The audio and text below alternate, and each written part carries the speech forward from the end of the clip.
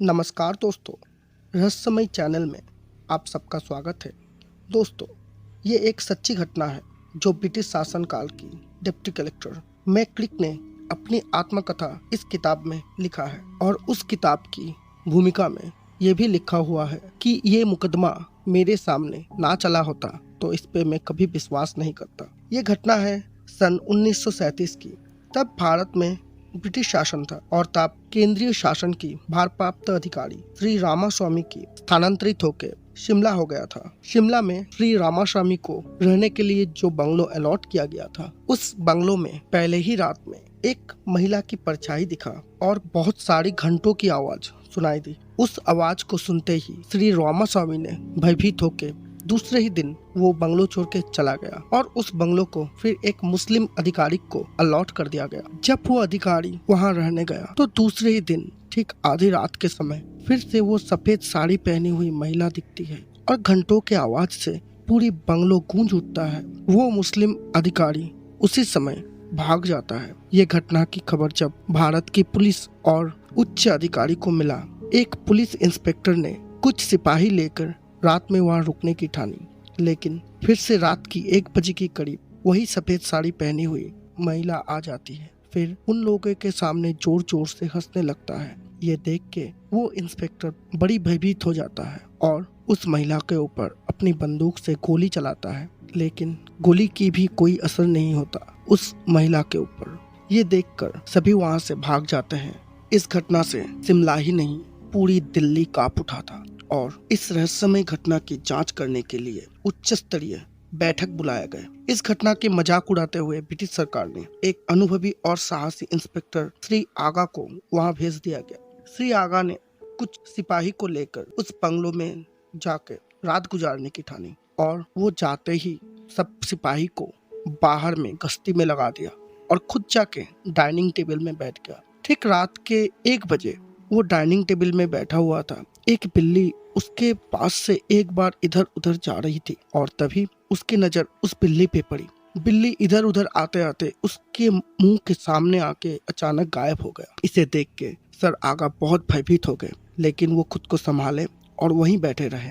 फिर दूर से वो देखा कि एक परछाई उसके सामने आ रहा है, वही सफेद साड़ी पहनी हुई महिला की परछाई। उसे देख के सर आगा बहुत भयभीत हो गए और उन्होंने अपनी रिवॉल्वर को हाथ में रख लिया। तभी उस आत्मा ने सर आगा से कहा, ठहरिए, आप बड़े ही शरीफ और नेक इंसान हैं, मुझ जैसी अबला पर आप क्यों गुस्सा करते हैं।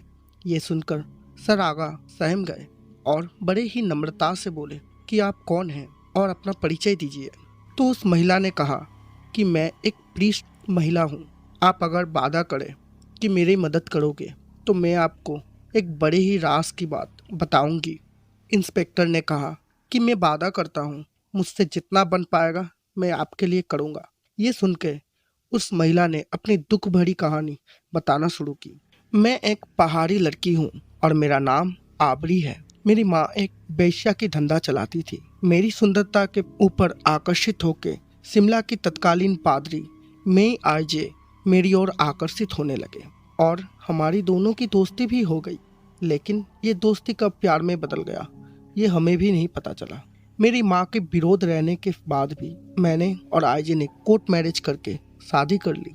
शादी के बाद हम खुशी खुशी इस बंगलो में रहने लगे। ये बंगलो आईजे का ही था। कुछ दिन बाद मैं गर्भवती बन गई और उसके 2 दिन बाद आईजे को उनके पिता की ओर से एक चिट्ठी आती है।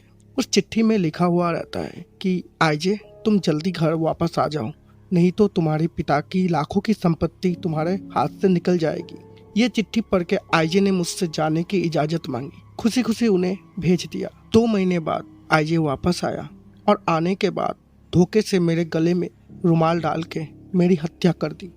तभी इंस्पेक्टर आगा ने आश्चर्य होकर पूछा कि उसने ऐसा क्यों किया, बताओ। तो महिला ने कहा कि उनके पिता ने उनको बताया था, आपको मेरी सारी संपत्ति तभी मिलेगी जब आप मेरी पसंद की लड़की से शादी करोगे, और एक बीवी रहने के बाद वो दूसरे शादी कर नहीं सकता था, इसीलिए वो मुझे मार के दूसरी शादी कर ली।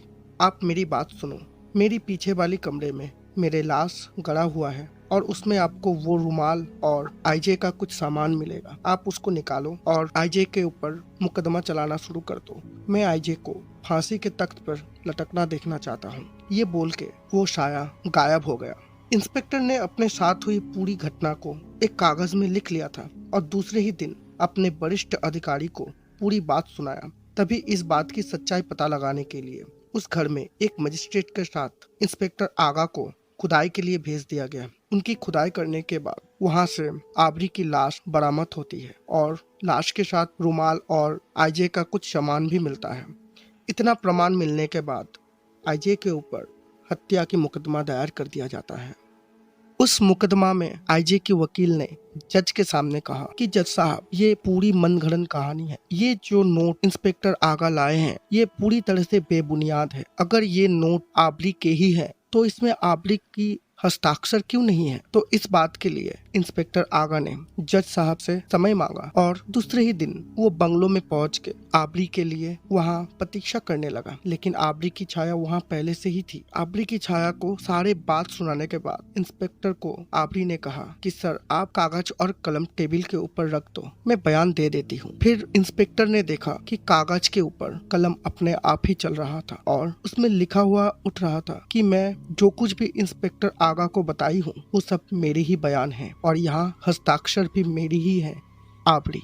अगले ही दिन कोर्ट में पेश हुआ आबरी की बयान और उस बयान को देख के जज साहब और आईजे की वकील दोनों आश्चर्यचकित रह गए, क्योंकि वही हस्ताक्षर आबरी की कोर्ट मैरिज सर्टिफिकेट में भी था जो पुलिस को मिला था छानबीन के दौरान। इसके बाद आईजे न तो ये साबित कर पाया कि वो आबरी को तलाक दी थी और ना तो ये साबित कर पाया कि उन्होंने वो हत्या नहीं की थी। इसीलिए वो अपने सारे गुनाह कबूल कर लेते हैं और उनको फांसी की सजा होता है। जिस दिन आईजी को फांसी दी जा रही थी उसी दिन इंस्पेक्टर ने आबरी से आखिरी बार मिलने के लिए वही बंगलों में जाते हैं। लेकिन जाने के बाद उनको थोड़ी झपकी जैसी आ जाता है और वो सो जाते हैं। सोने के बाद वो एक सपना देखता है। उस सपने में आबरी कहती है कि आपने जो एहसान किया है मेरा ऊपर वो मैं कभी नहीं भूल सकता। अभी मैं मुक्त हूँ, इसीलिए आपके सामने भी नहीं आ सकता, इसीलिए आपके सपने में आ रहा हूँ। आप मेरे लिए जो किए हैं मैं इसके लिए आपको तहे दिल से शुक्रिया करता हूँ। और मेरी बेडरूम के पीछे एक बक्सा गड़ा हुआ है,